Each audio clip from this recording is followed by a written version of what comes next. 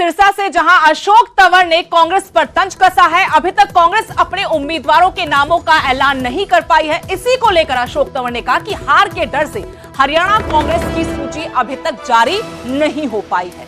सभी 10 सीटों पर जीत का दावा भी सिरसा से भाजपा उम्मीदवार अशोक तंवर ने किया। अशोक तंवर ने विपक्ष को दिशाहीन कहा कि मुद्दों से विपक्ष भटक चुका है। देश और प्रदेश की जनता विपक्ष को दरकिनार करेगी। इनेलो के गढ़ सिरसा में कांग्रेस, इनेलो और जजपा के उम्मीदवारों की जमानत जब्त हो जाएगी। चुनाव प्रचार में जुटे हुए हैं सिरसा लोकसभा सीट से बीजेपी उम्मीदवार डॉक्टर अशोक तंवर। इसी दौरान न सिर्फ कांग्रेस को आड़े हाथों लिया बल्कि बाकी पार्टियों को लेकर भी ये दावा किया कि सिरसा, जिसे इनेलो का गढ़ कहा जाता है, वह न सिर्फ इनेलो बल्कि कांग्रेस, जजपा के उम्मीदवारों की भी जमानत जब्त हो जाएगी। तो बौखलाया हुआ विपक्ष है, दिशाहीन विपक्ष है, जो मुद्दों से भटक गया है, विचारधारा जिनकी बची नहीं, नेतृत्व जिनके पास नहीं है, वो जो है उनको प्रदेश और देश की जनता दरकिनार करेगी। डॉक्टर साहब, कांग्रेस अभी तक लिस्ट जारी नहीं कर पा रही है। 2 दिन पहले एक फेक लिस्ट भी जारी होती है, उसके बाद उसका खंडन करना पड़ता है उन्हें। क्या लगता है, क्या कारण? पेच कहाँ फंसा हुआ है? देखिए, पेच कहाँ फंसा हुआ है इसका तो मैं क्या जवाब दूं, लेकिन वो पार्टी ये कह रही है कि भाई हम असली की कोई गारंटी नहीं है, फर्जी की गारंटी है, फर्जी लिस्ट की गारंटी है और जो है खोखले वायदों की गारंटी है। तो अब वो क्या उनके मन में है, क्यों उनके जो है उम्मीदवार भाग रहे हैं मैदान छोड़ करके। 40 दिन तो उन्होंने ऐसे ही बिता दिए। पूर्व सीएम मनोहर लाल ने भी कांग्रेस पर बड़ा आरोप लगाया है। कांग्रेस उम्मीदवारों के ऐलान पर देरी में उन्होंने कहा कि झगड़े और सौदेबाजी नहीं हो पा रही होगी, इसी वजह से अभी तक सीटों पर कांग्रेस फैसला नहीं कर पाई। कुमारी सैलजा के बयान पर भी पूर्व सीएम ने पलटवार किया, कहा कि जो भी मुंह में आता है कांग्रेस के नेता बोलते हैं। कुमारी सैलजा ने बीजेपी के 400 पार के नारे को लेकर कहा था कि मुंगेरी लाल के सपने देख रहे हैं, ऐसा कुछ नहीं होगा, जनता बदलाव का मन बना चुकी है। इसी पर पूर्व सीएम मनोहर लाल ने कहा कि जो भी कांग्रेस के नेताओं के मुंह में आता है वो बोलते हैं, लेकिन कांग्रेस अभी तक अपने उम्मीदवारों का फैसला नहीं कर पाई। इस पर तंज कसा पूर्व सीएम मनोहर लाल ने कहा कि झगड़े और सौदेबाजी की वजह से अभी तक कांग्रेस अपने उम्मीदवारों के नामों का ऐलान तक नहीं कर पाई। वो इस पोजीशन में ही नहीं है कि अपने यहाँ घर में ठीक से सीटों को डिक्लेयर कर पाएँ, और उनके घरों में अंदर क्या चल रहा है अंदाज़ा ही लगाए जा सकते हैं। वरना ये कोई बहुत आसान सामान्य बात नहीं है कि 1.5 महीने से वो तैयारी कर रहे हों। हमने 13 मई को, 13 मार्च को और अपनी 6 सीटें घोषित कर दी। 4 सीटें बाद में भी 25 मार्च को हमने कर दी। महीने से ऊपर समय हमारी सीटों को हो गया, और वो सीट यानी एक समझौते वाली सीट को तो वो कर पाए, इसके अलावा तो सीट की घोषित ही नहीं कर रहे। आखिर क्या मजबूरी है, क्या उनकी कठिनाई है, क्या उनके समस्याएं हैं, ये लोग अंदाज़ा लगा सकते हैं। तो अंदाजे सब लगा रहे हैं कि कहीं ना कहीं अंदर खाते उनके जो झगड़े हैं या जो सौदेबाजी चल रही होगी कैंडिडेट से, वो नहीं पूरी हो रही होगी। चंडीगढ़ से बड़ी खबर, रैलियों में सरकारी बसों के इस्तेमाल के मामले से जुड़ी ये खबर है।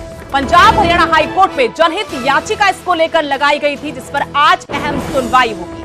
सरकारी बसों के इस्तेमाल पर पाबंदी की मांग करते हुए याचिका पंजाब हरियाणा हाई कोर्ट में लगाई गई है कि रैलियों में सरकारी बसों का इस्तेमाल नहीं होना चाहिए।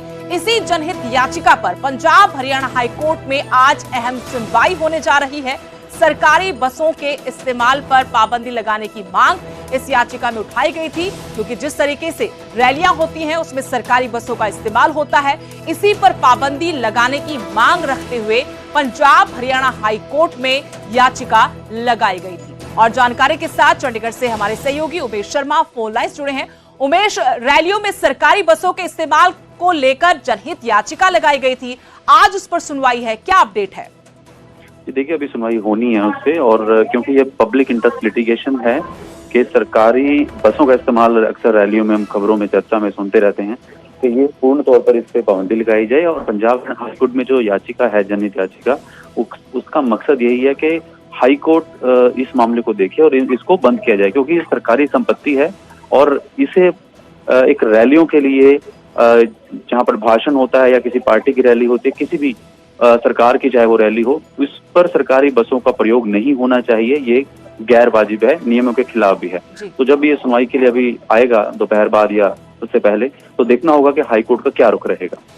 शुक्रिया उमेश। जानकारी के लिए तो जनहित याचिका लगाई गई है कि जो रैलियां होती हैं, राजनीतिक रैलियां, उनमें सरकारी बसों का इस्तेमाल होता है, जो बिल्कुल ठीक नहीं है। इस पर पाबंदी की मांग लगाते हुए पंजाब हरियाणा हाईकोर्ट में एक जनहित याचिका लगाई गई थी। उसी जनहित याचिका पर आज हाईकोर्ट में अहम सुनवाई होगी।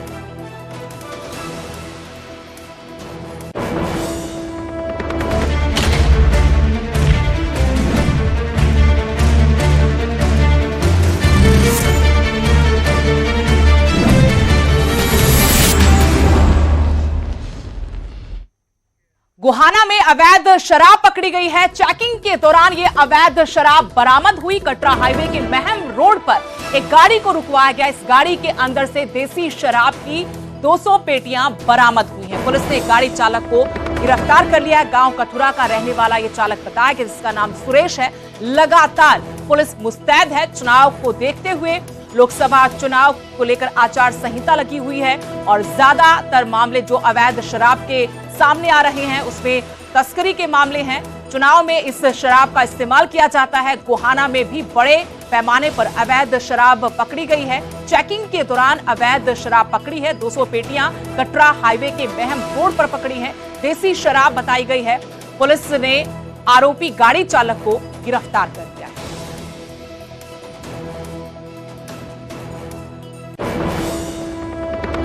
सूचना दी गई थी कि एक टाटा तेज छोटा हाथी गोहाना की तरफ से उसमें अवैध शराब भरकर आएगी। अगर रेड की जाए तो काबू आ सकता है, जिसे तुरंत एसआई जगबीर की टीम द्वारा को बताया गया और वो मौका पर पहुंचे। उन्होंने सूचना वाले इंस्पेक्टर महावीर गौतम को सूचना दी एक्साइज वाले को, वो भी मौका पर आ गए। कुछ देर बाद जैसे टाटा तेज गाड़ी आई तो उसको रुकवा कर चेक किया गया तो उसमें शराब भरी हुई थी। जब इंस्पेक्टर एक्साइज ने उनसे पूछा भाई इसका कोई कागज परमिट को लाइसेंस को तो दिखाओ, तो ड्राइवर ने मना कर दिया कि मेरे पास कोई कागज लाइसेंस नहीं है। जिस पर एक्साइज इंस्पेक्टर की शिकायत पर जिस पर अभियोग किया गया, जांच जारी है। दारू मिली है इसमें 200 पेटी दारू है।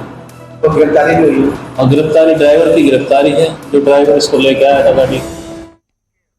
हरियाणा प्राइम में फिलहाल इतना ही। आप देखते रहिए न्यूज़ 18 पंजाब हरियाणा।